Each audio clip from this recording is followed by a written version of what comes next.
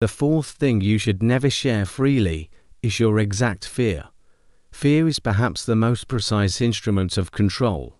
If someone knows what you fear most, they know where your boundaries are likely to break. They know what threat, real or implied, will make you submit, retreat, overreact, lie, flatter, overcompensate, or stay where you should leave. Fear reveals the shape of your captivity. Not all fear is dramatic. It is not always fear of violence or catastrophe. Often it is social.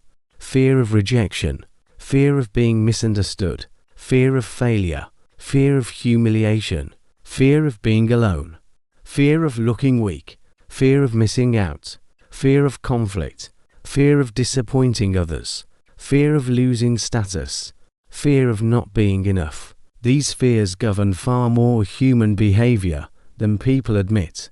They shape who you obey, who you tolerate, what you avoid, what you perform, and what parts of yourself you hide. When your fear is visible, your behavior becomes easier to steer. A manipulative employer does not need to threaten you directly if they know you are terrified of instability. A controlling partner does not need to become openly cruel, as they know your fear of abandonment will make you overcorrect at the first sign of distance. A socially dominant group does not need to attack you outright if they know your fear of exclusion will make you compromise your values just to remain inside the circle. This is why the strongest people do not necessarily lack fear.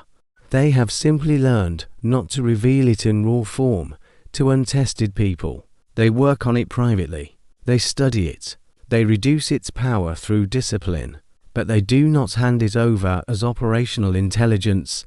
Machiavelli understood fear from both sides. He analyzed how rulers use it, how subjects respond to it, and how appearances shape behavior in political life. But the deeper lesson is psychological. Whoever can define the thing you most want to avoid acquires influence over your decisions. If your greatest fear is being seen as incompetent, you will become easy to pressure with status. If your greatest fear is being unloved, you will become easy to sway with intermittent affection. If your greatest fear is social shame, you will become highly governable by the opinions of mediocre people. This is not abstract. You can see it everywhere. The employee who never asks for fair compensation because they fear being replaced. The friend who laughs at disrespect because they fear becoming the difficult one.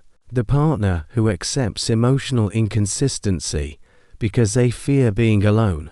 The creative person who never publishes their work because they fear public judgment.